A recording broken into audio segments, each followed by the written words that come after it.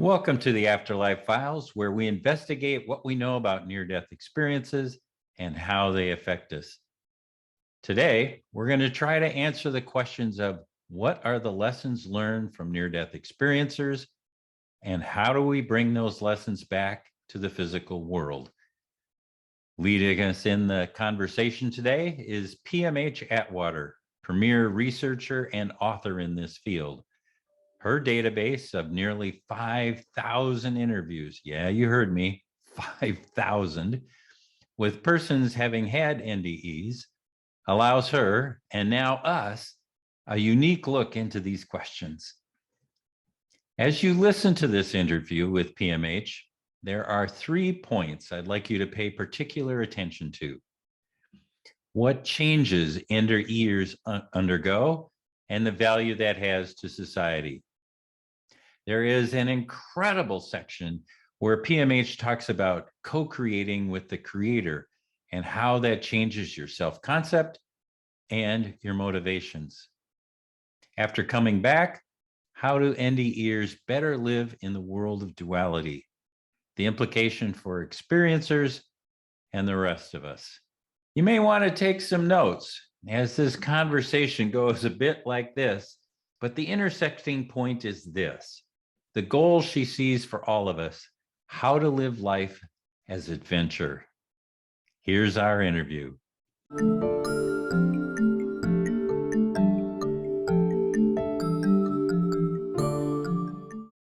Hi, everybody, to this first edition of the Afterlife Files. We are so blessed today to have with us P.M.H. Atwater. In 1977, she died 3 times and had near-death experiences each one. She's also one of the original researchers of the near-death phenomena, having begun her work in 1978. Her contributions to the field of near-death studies is considered on a par with those names such as Raymond Moody, Ken Ring, and Bruce Grayson.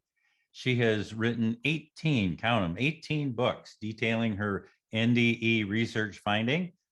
She's written about common elements, after effects, adult, children NDEs, the transformation of consciousness, how we can develop ourselves as human beings. Her book, The Big Book of Near-Death Experiences, hang on, I got a copy right here. Copy? Yes. This book, in my opinion, for all of you who are beginning your studies of NDEs, is the best comprehensive book out there. There is no second place. So that's the one you want to pick up. She is an active and vivacious speaker. That's all the professional stuff. On the personal side, PMH, one of her books led me to discover that I had a shared near-death experience. So she has a very fond place in my heart because of that. And when I was doing my research at the University of St. Thomas, I came down and PMH was gracious enough to counsel me on how to interview people that have had near-death experiences to do it effectively and really get the best information. She has been a tireless advocate for the International Association for Near-Death Studies. She has been a longtime friend. So welcome, PMH. We are so glad you are with us. Well, I'm glad to be here. It's good to be here. Yay. So part of the work of the Afterlife Files is to try to identify about how the lessons learned during the NDE, what they are and how people can apply those lessons in their everyday life so that they can become, frankly, better human beings and better participants in the human culture. So from your research, what are some of the lessons that we have learned as a result of you interviewing all those thousands of people?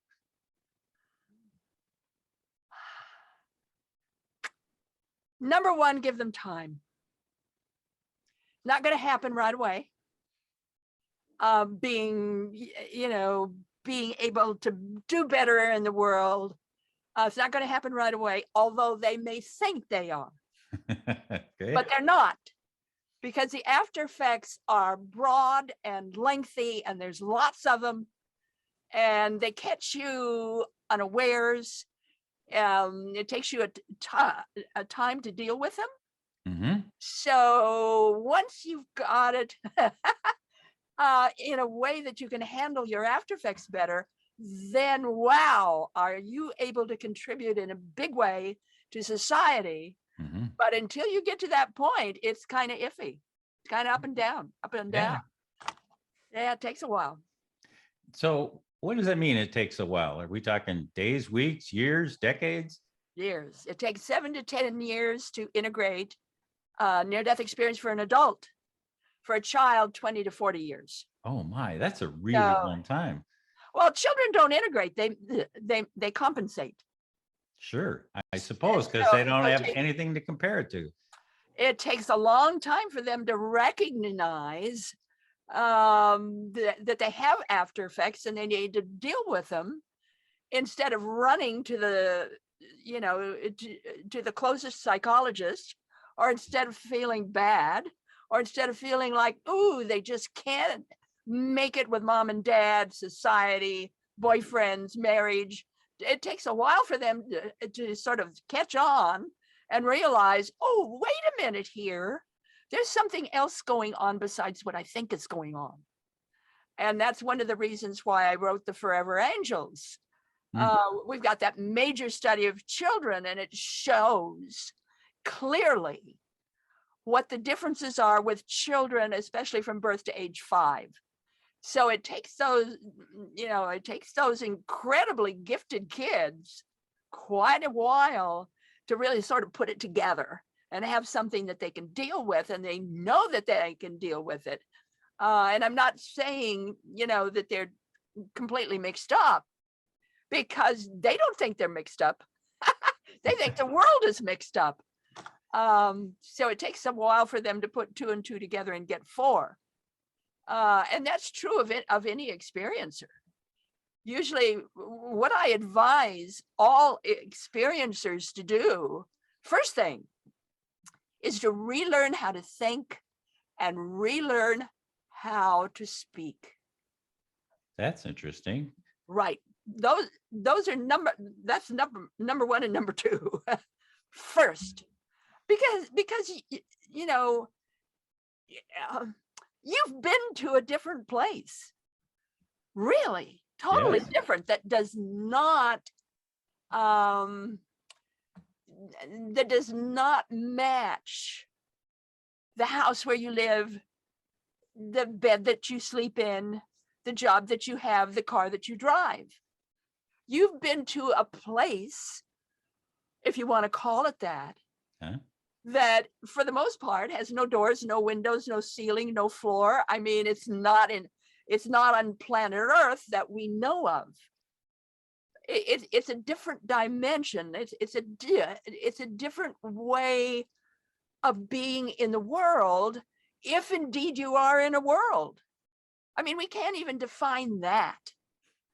So so when you're back again, when you're wide awake, if you will, fully recovered, if you will, then all of a sudden, you're not able to use the kind of words you did before that anybody can understand. You're not able to think in the same way that you did before. All of a sudden, there's a new world here. And there's a new way of living in the world. I mean, you're very intuitive. I mean, it doesn't matter if you were psychic before, you become psychic after. If you were psychic before, you become very psychic after. So, and intuitive.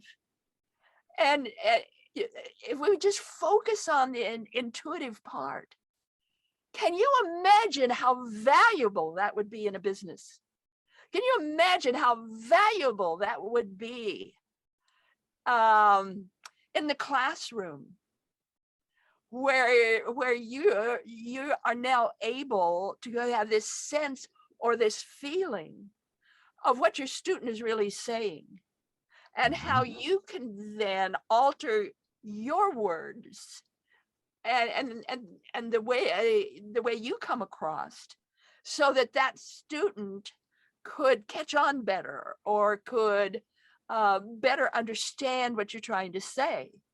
So even, the boardroom, the classroom, Mhm. anywhere you wind up on Earth, So can what we can we? normally take for granted, all of a sudden you fit, but you fit in a very different way. Yep. So can we say that the near-death experience kind of rewires how we think and rewires how we speak? And then when we come back to the physical world, we're operating with another language, almost like we just went and learned a new language, and now we're trying to make that work. And That's exactly it. That's exactly it. okay. That's exactly it. So once you can put that together, are you ever valuable? I mean, whoa. So so what do people do to get it together? What have you seen people do that helps them to incorporate this new knowledge, this new language? Well, So that they usually crash first. They do. oh, I'm I so I mean, sorry. I mean, don't be sorry. That's part of the process. Yeah, It's coming to realize that you're different, and the ways people are different depends on the different people. Of course, of course. some of them it's easy, some of them it's difficult, some of them it's wild. Um, so it's going to be very different depending on the individual. But once they can have a better sense of what they've gone through and how they might be able to better work with or be around others. Hmm. Once they make that click, once that begins to make sense, then you've got an individual that not only can apply themselves in any situation, but you've got an individual that will be able to alter and change according to who they're with, where they are, and what they're doing, and be able to do it in a more smooth, maybe happy way, maybe joyful way, or at least a more open way. Can you imagine what this kind of person would be like as a salesperson, or just dealing with people from other countries?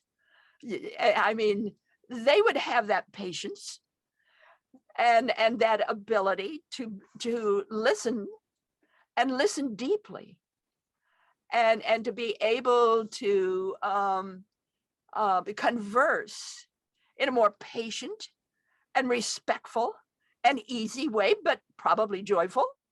Probably. So valuable people. Like for instance, with my kids, birth to the age of 5 really takes these youngsters a long time to catch on. But once they do, 74% were had successful lives afterward. I mean, 74% highly successful lives. Some of them became millionaires. Hmm. I mean, just really able to offer the world around them a really clever and interesting and more open mind and personality and way of handling things. But I've got to put a but in here right away. You may not like this, but I'm going to do it. I'm going to put that but in there. All right. And that is that same figure, 74%. Yeah. 74% have problems with PTSD. My. Same figure. Same figure. 74% highly successful. Same figure, dealing with PTSD. And the reason why I believe, and what I've found, is that they're homesick for heaven. They simply Oh, want to be back. They don't want to be here. They want to be back. And they don't lose that, that feeling, that longing. So it would behoove all of us, especially them, to realize this takes some doing to be able to handle that, the differences, and realize that, yes, it's okay to be here. yep. And yes, it's okay to handle this. You can do it, and you can do it in a good way. You're going to love this. Your audience is going to love this.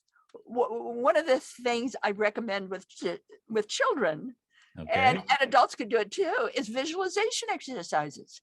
Really? How's Just that? teach visualization exercises. Why is that so helpful? That's simple. Because in teaching them how to go back there and have that fullness and that heartfulness, and then come back again and be comfortable in the world again, and realize they didn't lose it. They can go back whenever they want. But the main menu, the main job is over here. So it's a matter of being able to connect and reconnect. And if they're able to do that, visualization exercises or some kind of prayer or various techniques, if they can learn those, then that helps a lot, makes 100% difference in the way they can handle their exercise, their extra abilities afterward.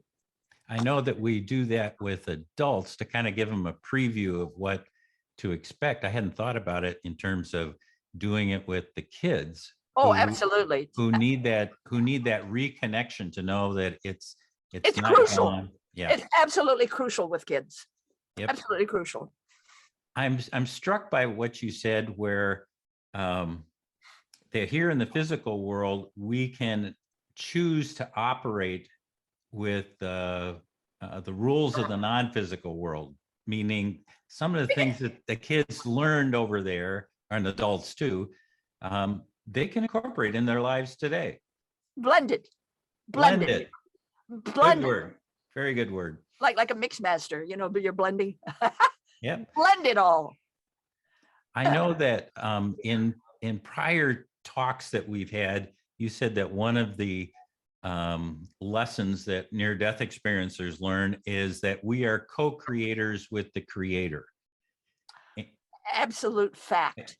And that seems to be on the theme here about how near-death experiencers can make their lives fuller and richer because of what they know from there and how to operate in this world. So what does that mean to be a co-creator for those who are uninitiated? How do I describe that? For me, what I have seen, and in my own life, it means that allness, that fullness of realizing who and what I am. I'm not just a woman. I'm not just P.M.H. Atwater. Right. I'm a co-creator with the creator. And that puts a whole different venue, that puts a whole different color on everything I'm doing, but it puts a whole different feel, because I'm not scared. Oh, there you go. I'm not jealous. I'm not competitive. I'm flowing with what I know to be true. I teach a number of exercises that help people to bring that all together. And and help people realize that that fullness that we are can be something that's sort of seeps into everything that we do. Now, Okay. some people, go to church and pray about it. Other people take up the spiritual path. Mhm. There's very good spiritual churches, by the way, by the name of Unity is one of them. Centers of Science and Mind is another. These are more metaphysical or more mystical in their path. But again, it's this absolute recognition Yeah. that I am part of a reality that flows through me and affects my every mood, my every word, and everything I do. That does not mean I'm perfect. Thank goodness. No way. That does not mean I don't make mistakes. But it does mean that I take to whatever I'm doing that reality of who I am and what I'm doing. And that change, excuse me, that changes everything.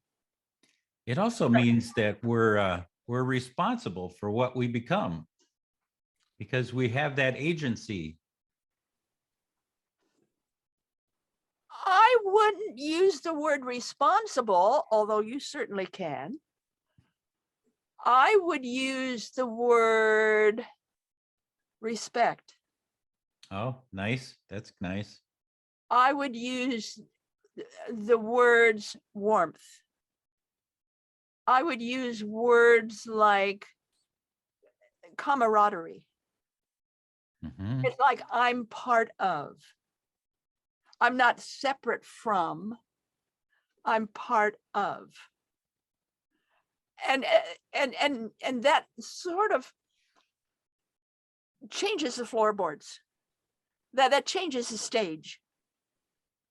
And instead of clomping across the stage, you're kind of floating. You do a little bit of floating. And whatever you do, that is that sense of joy. I'll give you with my own house. When I cook, I ask the food what it wants to do, and we both have fun. Very seldom do I use a recipe. I just ask the food what it wants to do. And that's not crazy.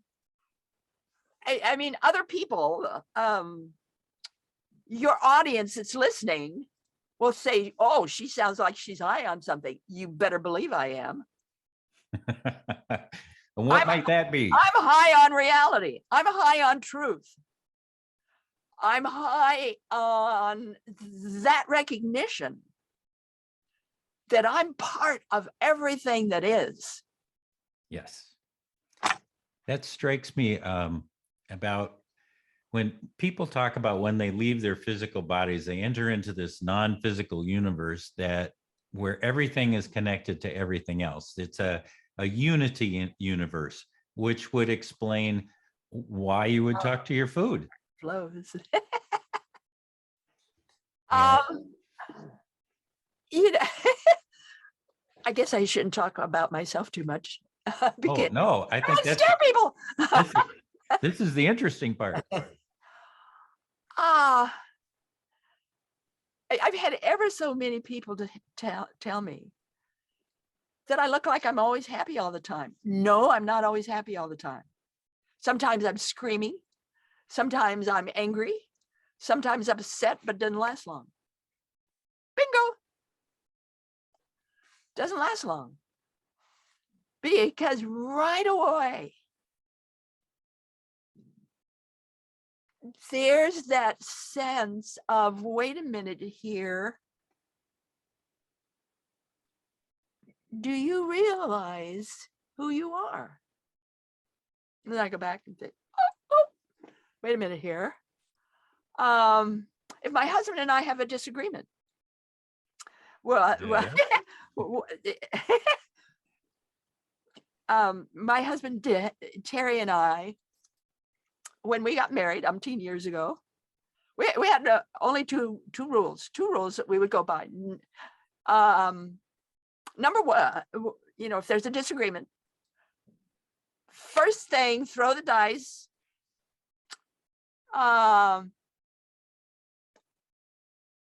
One of three, and you go with the final, regardless of whether you like it or not. You know, 2 out of 3, you're throwing the dice. Yeah. Second one, if there's a real deep disagreement, right away, you go to your bathroom and you have it out with that person in the mirror. And you find out where that person is coming from before you go back and talk to your mate. Oh, Because wise words. that's essential. Got to figure out where you're coming from. And once you get that figured out, then you can deal with your mate. Terry and I have been married 42 years. Happy anniversary. Oh, geez, thank you. But that makes a huge difference when I'm dealing with people, and I'm dealing with a lot of people, and not all of them are pleasant and easy to be around with. I just stop. I mean that. I stop, put my arms down, head up, take a deep breath, hold it for a second, let it out, swallow. Swallowing is the key. Really? What's that do? Let's do that again. You're standing, hands at your sides. Take a deep breath, bring it in. Deep breath. Hold it for a second or two. Let it out. Swallow. That untangles the neurons in the brain. Really? Just that simple. And then you can start to think clear. Interesting. I'd never You heard want that to before. always honor the self. The body that you're wearing is your vehicle in this lifetime. Mm-hmm. It is your precious gift. So honor this body. Take good care of it. But honor what you can do with this body. And you want to do it with love and joy and fun and respect. Yeah. And you get that by untangling those neurons. And it's just that simple. It's not difficult. And I do teach workshops on this. The simple little things you can do. For instance, catch on to the symbol process. That is to say, all of life is symbols. You're always making symbols. You're creating them. It's not just at night where you have these dreams and symbols, and in the morning you try to figure out what they mean. Yeah. All day long you're making symbols as well. And the symbol process is fantastic. One of the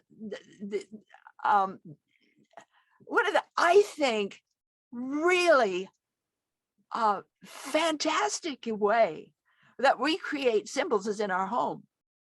Did you realize that everything you have at eye level on your walls, everything, if you've got a statue that's kind of close on eye level, if you've got pictures, everything eye level, Yeah. is what you're praying for. Oh, that's interesting. Take a look at what's at eye level. That will help you to better understand yourself. Everything at eye level is what you're praying for.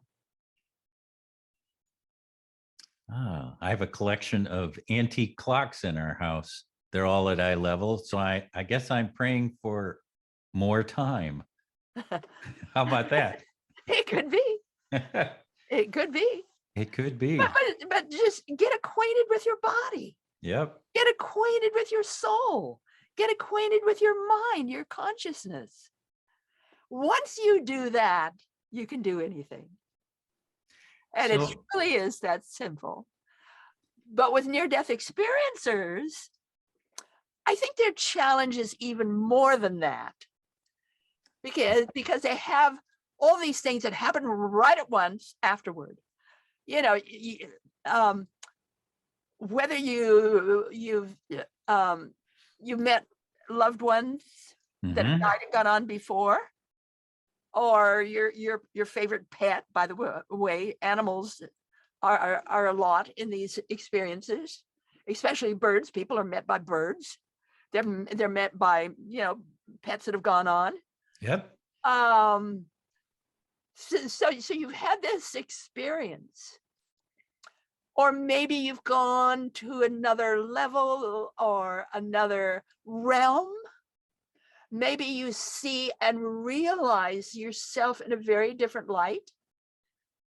Maybe you come to realize that you've lived before in other places, in other time frames. You are suddenly filled with a far broader, bigger way of looking at the world. That certainly would change your self-concept. Indeed. And it changes what you now know you can do and be. And that confuses many. So they'll head for some kind of psychologist or therapist who is trained in working with near-death experiencers. And by the way, please go to someone who is trained in working with near-death experiencers, because we're different. We see the world through different eyes. Yes, we do.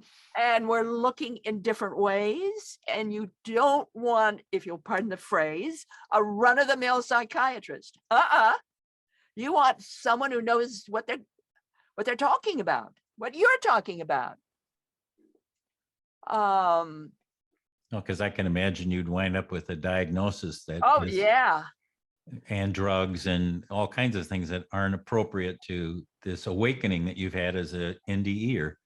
Well, that's a big one when we're talking about when we're talking about medicine, when we're talking about vitamins and minerals and that kind of thing, and needing to realize that the average near-death experiencer can no longer handle most medicines. So instead, they're just too sensitive. They go to osteopaths, or they go to those people who are trained in natural medicines. And they thrive with that. But the average drugs, they can't handle them. So that makes a huge difference. So there's a lot of caution here. And if you're willing to, you know, buy that book you were recommending, or any of them that I put out there, if you get a sense or a handle on the fact that you're different, you vibrate different. Your skin is different. Your brain is different. If you recognize that and realize that the natural way is the better way, and once you adapt to that way of living and eating and being, then it's just incredible how healthy near-death experiencers are. They don't spend all that money on drugs, and nor do they have to. So it's a matter when we're talking about near-death experiencers, number one, all near-death experiencers out there, find out more about yourself now and how you've changed and how you can then be able to handle those changes in a positive way that enhances your life instead of screwing up your life. Because we have a lot of them who, deal with really, like the average near-death experiencer. They'll many times see ghosts afterward. Well, you're able to handle that if you know what's going on. Yeah, this is kind of fun. I've always said that I want to hang a plaque over the front door of our home, and on that plaque it will say, "Welcome, whether you're wearing a body or not." I love that. I love that. But it's the truth. And so is this the spot where we put in a plug for IANDs and how yes. and how important it could be to IANDs, meaning the International Association for Near-Death Studies, and how they can ground people after they've had this experience? Well, number one, tell them, give them the profile of what's afterward, and ways of dealing with that. And they've drawn up wonderful protocols, wonderful profiles. Certainly get on their website, IANDEs.org. Correct. And just get these profiles. Same thing on my website, www.PMHAtwater.com. There on the homepage, NDE after effects. I call it first aid for near-death experiencers. Get in there right away. It's free, no problem. Just get more information. And that's what IANDS is so wonderful about. And they also have different platforms and different activities and different ways of Connecting, helping, different connections, different ways of helping you. So yes, absolutely. IANDS is absolutely number one. And I know that at the international conferences, about 50% of the people who attend have had an NDE. So there's, your tribe is there. Oh man, your tribe is there. And we all laugh together. That's true. We put ourselves in some really odd situations sometimes. Sensitivity. Over 60% in my research base, nearly 5,000 adults and children, over 60% have electrical sensitivity. That's big in our society. So know that right away. Most of them are no longer able to wear watches. If they want to wear a watch, I say solar powered batteries make a big difference if you want to wear a watch. Know about electrical sensitivity with your computer, with your car, with your television set. Makes a huge difference. One of the interviews I watched, I had to chuckle because you blew out all the studio lighting. Oh yes, I did.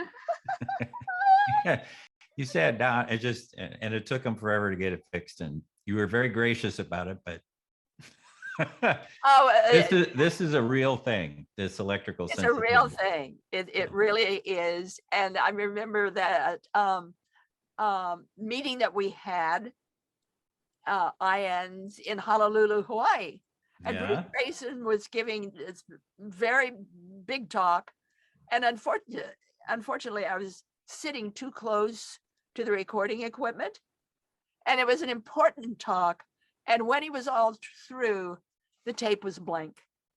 Oh no, really? And he was so upset. And he says, from now on, you sit back by the doors. But you know, It not happens. not everybody has it to the extent that I do, fortunately, but some do. So know about that. Know about the fact that your body, physical, has altered as well as your mind. Yeah, so there's physiological and psychological after effects here. Mm-hmm. I'd like to go back for just a second to a point that you made, that we are so much larger than our human self, that our concept of us, that we're part of everything that is. And I know that you and I have had a talk about that there's this larger journey of the soul, that it has its own journey, and that, as we dip into our physical life, it's just a small little bit to kind of help us grow. Could you talk a little more about that? Well, children get it right away. Yep. Absolutely right away. They know, most of them, not all of them, most of them, they well know that they're part of a life stream. And that life stream goes on and on and on. It'll have dips once in a while. That's called a life, but you always go back to that life stream. And they're not necessarily into reincarnation, although some of them are. Okay. But it's that idea of the soul, that idea of the power of the soul, and that we are so powerful.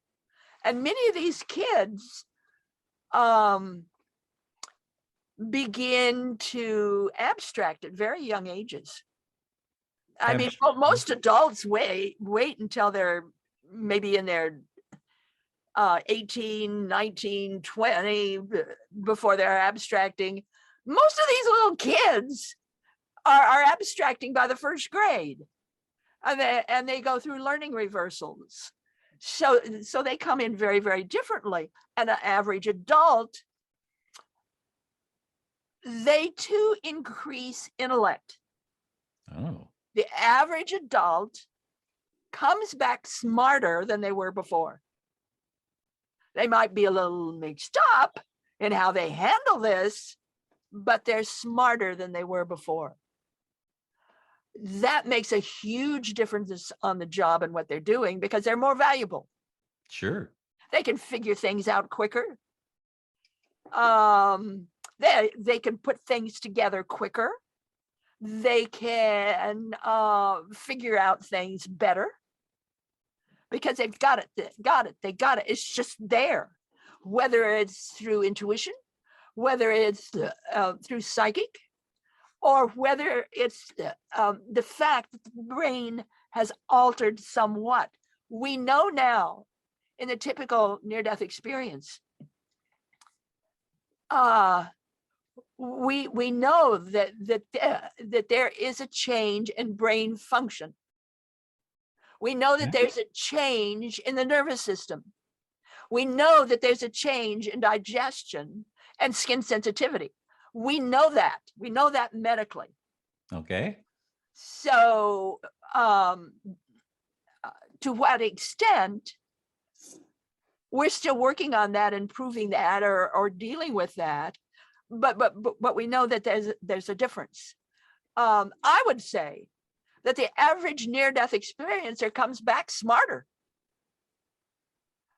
maybe mixed up for a while I could see where until it they would could get take, it together. yeah, I could see where it would take a while for you to get used to new knowledge, and the after effects, the sensitivity, the Yeah. digestion, it's like you just stepped into a new you body. Um, Sitting down with your doctor and having a talk with him or her, I think is paramount. And going in there with a book or material is also paramount, because then they can see that you're coming from a proven place. Mm-hmm.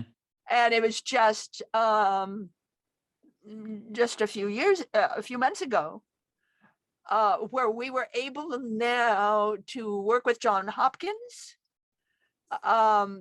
So we now have John Hopkins Hospital and their various printing and publication departments that are recognizing that with a near-death experiencer, they need to be handled differently. And why? Oh. So we've now taken that big step in research, Uh-huh. dealing with proven John Hopkins Hospital, their printing apparatus, companies. So we've come that far now that we're getting the attention of the medical community. Certainly we have a long way to go, but we're getting more information. So once you get your own body together, and once you feel better about your life, and once you know what all these distractions are and all these outplays, and you better understand the lights and the energy and your own light and your own energy. Once you Amen. get to that point, then life becomes really an adventure, and being able to deal with it better. There was one woman in my studies, Philomena, Okay. and she had died, I think, when she was maybe in her 30s. It was childbirth, Okay. and had the typical near-death experience where she was in other worlds and met loved ones who died and gone on before, and learned more about herself and what she was capable of. And then came back, and then learned how to deal with these differences. By the time I met her, she must have been maybe in her late 40s, 50s when I met her in New York. And she was so joyful. And people, her family, business people, people in her neighborhood, all loved Philomena. And when she finally passed away, she had an outpouring of people around her and in her community, people she worked with and lived with, her family, her neighbors, that was just astronomical. The people that turned out. And I look at Philomena as a role model, really, for all of us to realize and come to know that there really is a greater reality. There really is a greater power. Whether you call it God, I don't care what you call it. And there is a greater purpose for our being. Whatever we do with our lives, there's a greater purpose to it. And that purpose literally is your amen. And so it is. So I'm thinking that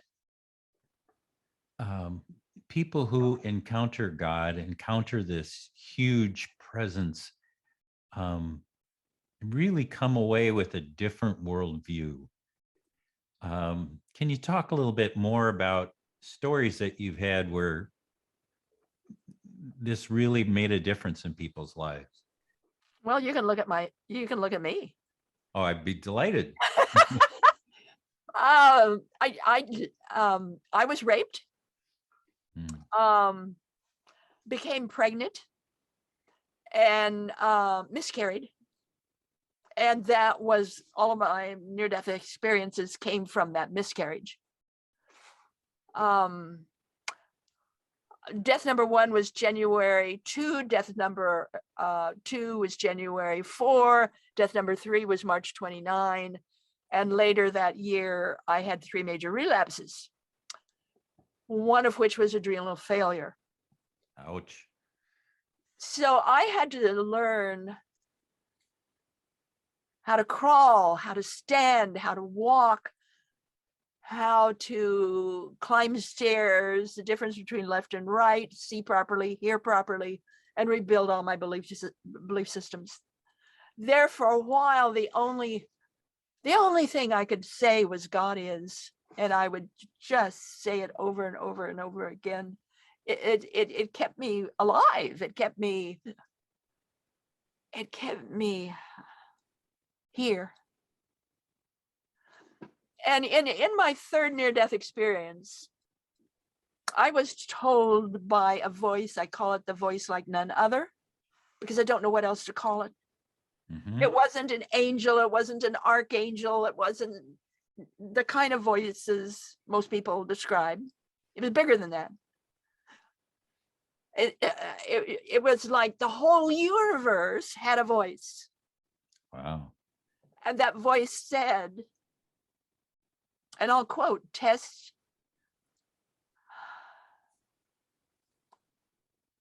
revelation.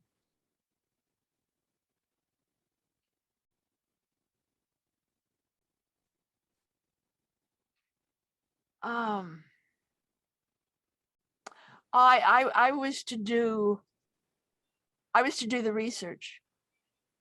My job was to do the research to test revelation. There we go. And that I was to write 3 specific books. Book number 1 was not named. I have no idea. Well, I kind of think maybe that might have been Coming Back to Life, my first book, but I don't know. Second book was Future Memory. The 3rd book was a manual for developing humans. Those 2 books are very special, very different. But I was to do the research. I was to test revelation. All of these things that were revealed to me, I was to test them.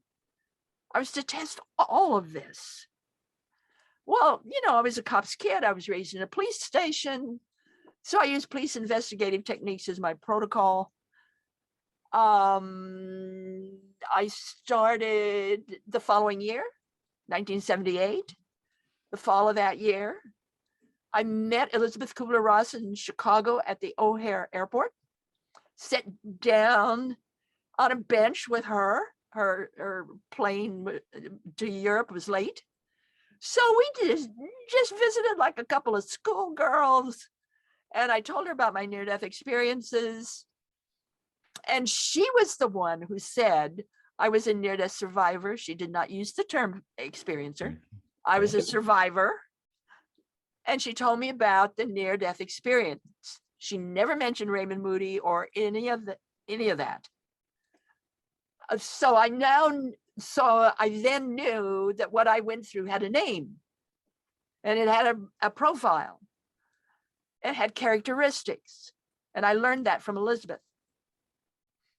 And it was from that that I began my research. I left Idaho. I was then living in Idaho, moved to Falls Church, Virginia, because I was told to by this voice in my head. So I moved there. I never heard of Falls Church, Virginia. For me, anything west of Denver was in Greece. Couldn't possibly be in the United States. No, I was a typical Westerner. So, foreign territory. Yep. and that's where I started my work. And the first talk you're gonna love this. The first talk I ever gave on my near-death experience was in a police station. How appropriate. They had an extra room for speakers like me. So my first start was in a police station. I thought that was so appropriate. So look at that. I've been working 44 years, day and night. My average work time was around 14, 15-hour days, sometimes a 16-hour day, 6 days a week. And I maintained that schedule until about maybe 4 years ago. Because this was my job. And I had no question. This is my job, to test revelation. And did the voice like no other stay with you? Is it with you today? Yes. Does it still guide you? That voice showed me how to do future memory. By the way, it's not a book, it's a labyrinth. Every sentence, every paragraph, every page is part of the math I was taught to make that into a labyrinth. It's just like a land labyrinth. When you open up that book, it's like walking into the mouth of the labyrinth, and it is a real labyrinth. And the purpose of the book is to bring your consciousness up to the next highest level possible for you at that time. A manual for developing humans. Well, hey, hundreds and hundreds of years ago, the word Hugh meant God. So human was God man, God woman. And whoever learns to be God when you're in the first grade or kindergarten, or we don't learn what we are. God man, God woman. We are here to be co-creators with the Creator. And so that book begins with teaching you how to talk, teaching you how to think. I knew you were going to say that. That's the purpose of the book. And it has some thought forms in it that I did myself. But that book then enables you to realize and to see who you are and how to be who you are, how to fulfill your purpose and being in this lifetime. Your purpose and being is to be a co-creator with the Creator. You have no other purpose, really. To be that fullness of yourself. That's what it is, to be that fullness of yourself. No matter what you're doing it fully. And boy, I think that's a wonderful spot for us to end. To be full. Oh, I think that the word joy kept coming up throughout our whole interview today about how people become, as they enter into their fullness, they are joyful. And you are certainly that, PMH. Thank you so much. You will always be remembered as joyful. Thank you, thank you, thank you. And Last chance, would you please tell folks where they can keep up with you and find you? Okay, my website, www.pmhatwater.com. Don't forget on the homepage, NDE after effects. If you want to know more about the after effects, I do produce a blog. I do produce a newsletter. Once again, you simply get it, get on my website. You go to newsletter. There is an archive. You can go through it and see, whether or not it applies to you, or you would even want it, because I say to everyone, my newsletter is only for the curious. And it's an incredible newsletter. I highly recommend it for those of you who are interested at all in things NDE and how to be joyful in this life and curious. Thanks everyone for joining us today. Thank you, PMH. You are a wonder and we just love you to death.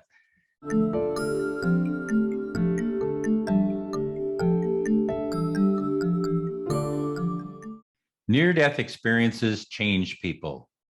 And PMH is clearly the poster child for incorporating the joy of the non-physical into our life here in the physical.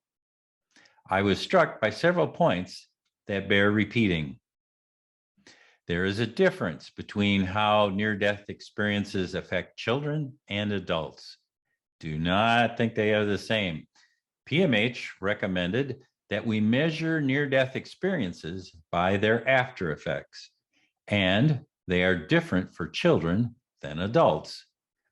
If you're interested, PMH has several books on children and NDEs. She's the expert on this subject, so check out her materials first. In the future, I'll invite her back to talk exclusively on this topic. That will be fun. You may ask, why measure people by the after effects? That's a good question. I've interviewed at least 6 people. That would be 6 people who had traumatic head injuries, mostly from auto accidents. Their short-term memory was compromised and they couldn't remember most or all of the accident and what came after. Yet, they were poster children for the after effects of an NDE. Yep, they had one. Knowing that was a great relief, because then near-death experiencers, the ones who lost their memory, what they were experiencing made sense because there was a context and a name to call it. Next, when NDErs come back, PMH recommended first that they give themselves time, then learn how to speak and think again in a world where they have to incorporate their new insights into their prior self. Learning about NDEs from IANS and other reputable sources, including her website. Fourth, use the services of a psychologist specifically trained to work with near-death experiencers. And lastly, number 5, learn to visualize returning to the non-physical so that experiencers, any of you, realize that the connection with the non-physical isn't lost and you can go back at any time. Over and over again, she talked about how powerful we are as souls and how our capabilities are the result of our multidimensional and interconnected nature. What does that mean, multidimensional? What my years heading up the Expanded Awareness Institute and my 37 years training and leading the Monroe Institute has taught me can be summed up in this homemade diagram. Here we go. Now, before I show it to you, no judging me on my artwork, okay? Good. So here it is. We're here down in the physical world, and we're focused on what's going on in the physical. And in this diagram, the physical is this part down, and the non-physical is this part up. And what I'm trying to show on this artwork is this, that here we are, but we exist in all of these dimensions at the same time. That's why I've got this little dotted line all the way around here. So I know it's kind of hard to read. So what does that really mean?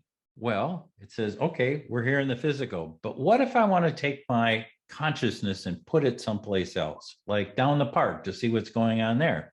We would move into this area beyond space. We're not confined by the space that we're in now. It's a different vibration. So we change our vibration to move into that space. This is the area of remote viewing. That's, what they operate out of all the time. But what if I wanted to do something else, like go back in time where I could be, say, at the Declaration of Independence of the American Revolution? We can do that.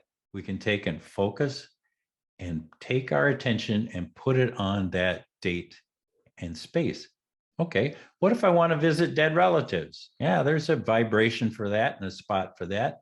How about that area of life between lives where we get to hang out before we come back into the physical world again? There's a vibration for that. And what about those of us that come together as a soul group? Well, there's a vibration for that. And those groups of groups, the soul cluster, there's a vibration for that. So what this means is that we have the ability to, right now, we're focusing here in the physical world, but I can take and change the focus of my my consciousness, and I can put it into a different space, a different time. You get it. So this is what it's like to be multidimensional, that we exist in all spaces and all dimensions all the time, but we can take and then focus our attention, focus our consciousness on any one of these levels, and that's how we move. That's what it means to be multidimensional. And that's it for today. If you're watching on YouTube, like, subscribe, and comment. You can find the Afterlife Files on all podcast streaming apps, Apple, Google, Spotify, Audible, etc. Follow us on Facebook, Instagram, and TikTok. It's been a real pleasure having you here today. See you next time.